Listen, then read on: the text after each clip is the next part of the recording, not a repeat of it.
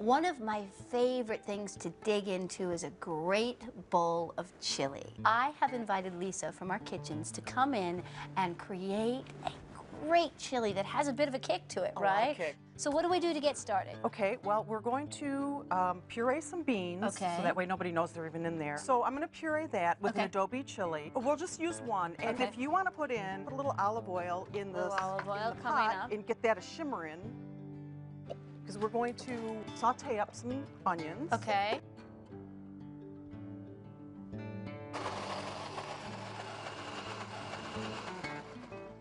And that's good to go, and we're just going to keep this to the side for a minute.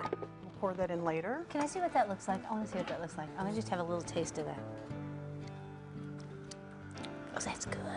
Yeah, That's that's spicy. really good. I really like that. Ooh, yes. It kind of comes up on you, yes. I was like this, that's fine, that's not too spicy. Then I got a little kick.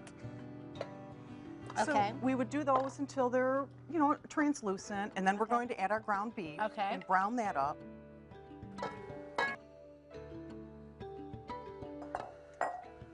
Okay.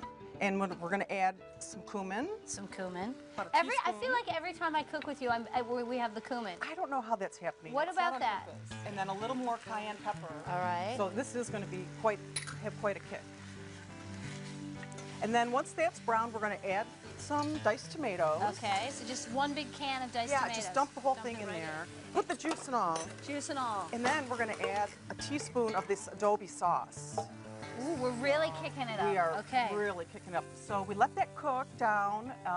It was probably about 20 minutes. About 20 minutes. Okay. And then, you know, we want to just do a little seasoning with some salt. Maybe a little, well, maybe not pepper. We have a lot of heat going We got a lot on. of heat, so we don't need to. I We don't just need think the so. salt. I like to keep my salt in a container on the counter, and I like to do this because then I can really feel what's going in there. And you can leave it out. It doesn't go bad. So, and then after that's cooked for about 20 minutes, Okay. then we're going to add our bean puree. Okay, I'm ready for that. It's actually the bean and pepper puree. Yes. Oh boy, that looks good. And that is simple. And I like that you're using black beans as opposed to kidney beans. It's very south of the border of you. Oh, that's a pretty chili. And then right at the end, put a little chopped cilantro in there, which I'll chop some cilantro up. Okay. And then we'll just dish it out in some bowls with a little bit of cheddar cheese, a little bit of sour cream. Oh, it'll be great. It'll be great. Yeah. And you could even add in some a little bit of chopped scallions if you wanted it, or a little bit of fresh chopped tomatoes on top. Right. So we'll just get a little, you know, just a little coarse chop. Doesn't have to be anything fancy. Okay. And we're just gonna throw that in at the end. Yep, right at the end. Okay, if you throw, I'll stir. Okay.